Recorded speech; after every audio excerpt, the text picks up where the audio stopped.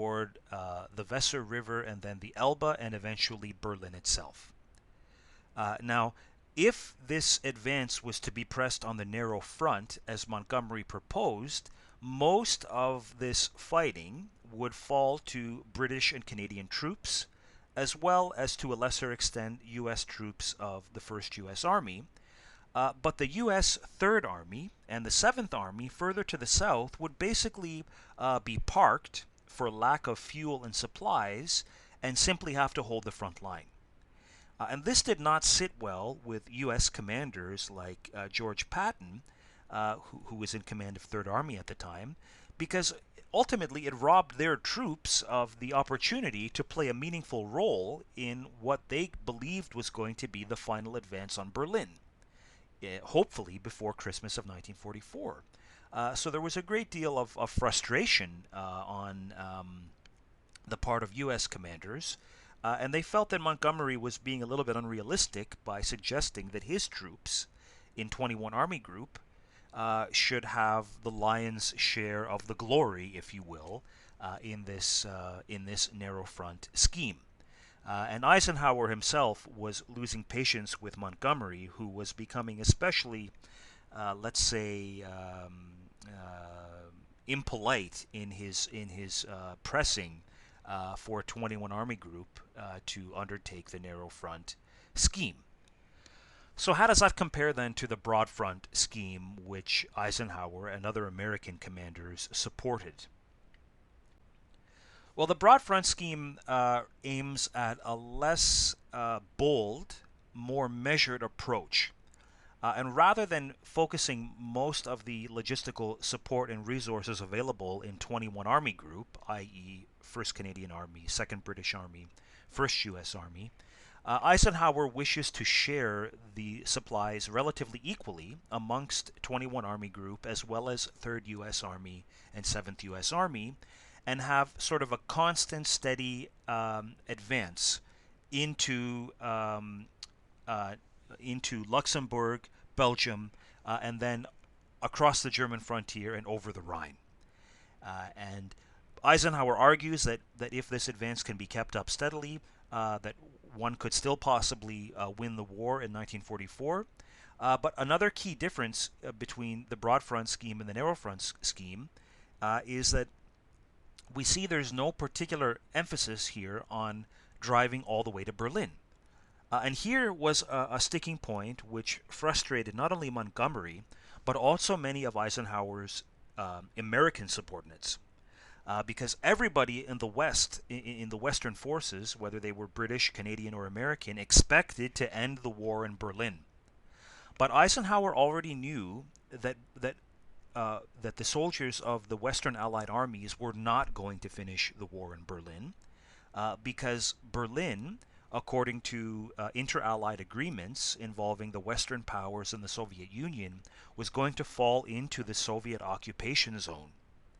And there was no sense, as far as Eisenhower was concerned, in expending the lives of American or British or Canadian soldiers trying to capture Berlin when they would simply have to hand it over to the Soviets under the post-war occupation scheme. So this decision is not so much a function of ending the war in 1944 as it is in not bothering to fight for territory which the Western Allies themselves are not going to occupy in the post-war environment. So this is why Eisenhower's approach in the broad front scheme is rather more measured and slowly paced than Montgomery's approach in the narrow front scheme, because Eisenhower ultimately has no intention of ending the war in Berlin. He's happy to let the Red Army overrun Berlin and to limit fighting of his forces in the territories that they're actually going to occupy after the war is concluded. So what actually happens then in the event?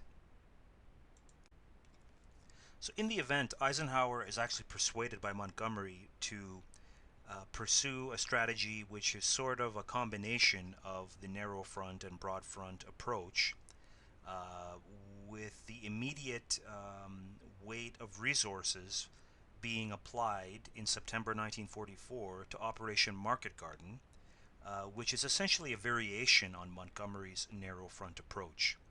And we're going to analyze Market Garden in a moment in some detail, but it's represented here by the red arrow inside the bubble in the top center of the map, and the arrow is pointed toward Nijmegen and Arnhem in the Netherlands. This is the operational area of Market Garden. So we're gonna talk about Market Garden in some detail. I'm not going to have time to get into any analysis of the opening of the port of Antwerp and the Battle of the Scheldt estuary, which is represented or shown in the bubble on the left-hand side of the map, sort of in the area of Antwerp. I won't have time to analyze that in any detail, nor will I have time to talk about the attempt by the U.S. Ninth Army to drive into Germany through the Hurtgen Forest sector, which is shown on the third bubble just at the center of the map, sort of around the town of Hurtgen in Germany. That's the battle for the Hurtgen Forest. That's the operational area. So I just want to quickly summarize what happened at Antwerp and in the Hurtgen Forest, and then we're going to move on and look in some detail at Operation Market Garden.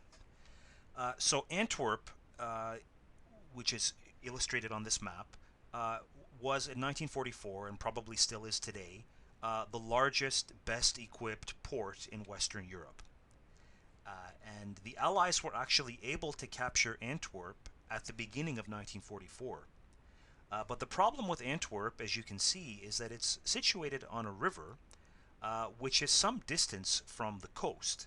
And in order to approach Antwerp, one has to navigate the waters of the Scheldt estuary from the North Sea and then in through the estuary and then down the river toward Antwerp. And the problem was that these areas on the banks of the Scheldt estuary were under German control even after the Allies controlled Antwerp itself. And that meant that there was going to be some very heavy fighting in October and November of 1944 to open up the Scheldt estuary so that the Allies could then land their reinforcements and supplies directly in Antwerp and not have to truck everything forward all the way from the Normandy beachhead in France, which isn't even visible on this map anymore. Right, so that's hundreds of miles away now, and from where the front line is. And the opening of the port of Antwerp, which was largely undertaken by 1st Canadian Army, was a very difficult battle, but it was one that was made even more important after Montgomery's failure to achieve his objectives in Operation Market Garden, which we'll turn to momentarily. Now, while all of that's going on, from September 1944 up until the early part of 1945, the 9th U.S. Army is locked in an absolutely atrocious series of attritional battles in the Hurtgen Forest, which were every bit as bloody and awful, if not worse, than anything that had been seen on the Western Front in the First World War. And it's questionable if American troops should ever have been operating in this area offensively in the first place, because the entire region is mountainous, heavily forested.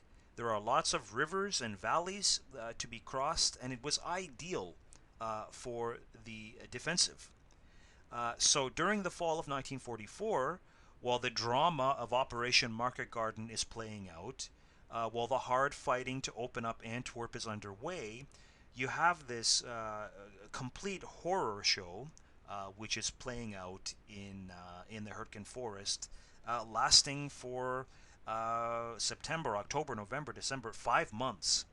And I think that even in the United States, the Hurtgen Forest battles are not widely known, even though there were so many U.S. soldiers fighting in that sector for so long in the fall and winter of 1944 and 45. But I'll leave you to read further about Antwerp and the Hurtgen Forest in the course text, and I want to use at least most of the time that's remaining to look at Operation Market Garden. So we'll conclude then by taking a look at Operation Market Garden, which is the version of Montgomery's narrow front approach that Eisenhower agreed to. It is not exactly what Montgomery was asking for, but sort of a compromise in between, because as Market Garden was being fought, efforts continued elsewhere on the front more broadly. Nevertheless, Market Garden did absorb a very significant proportion of the resources which were available to the Allies in Northwest Europe in the fall of 1944. And this operation got underway roughly in the middle of September. So if in fact it could achieve its objective of securing a bridge over the Rhine at the Dutch town of Arnhem, which is illustrated on the left-hand map, that would effectively give the Western Allies an access point into the North German plain in the fall of 1944 and potentially expedite the end of the war, maybe even before Christmas.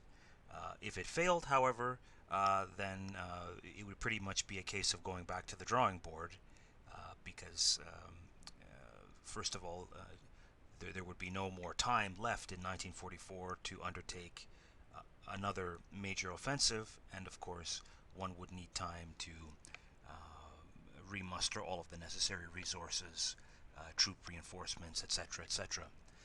So what exactly was Operation Market Garden? What was the aim, and what was the approach that was to be used?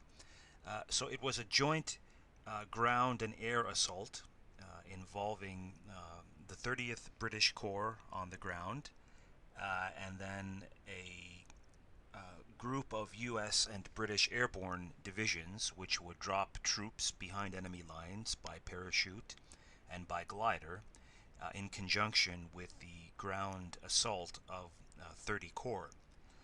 And the map on the left-hand side shows us an overall view of the situation in Northwest Europe as of the middle of September. And in case it isn't obvious, the areas of the map that are shaded in green are still under German control, and of course the areas that are sort of off-white are under Allied control. So we can see then that by the middle of September, much of France has been liberated, almost all of Belgium, and the Allies are just on the frontier of the Netherlands and with Germany. So they're just sort of moving up to the border. But you can see that as of the middle of September, the Allies are still some distance at any given point on the front line from reaching the Rhine. And really, getting across the Rhine is the key to invading Germany in 1944. It's the last major natural, geographical, defensive obstacle that the Germans have to fall back on.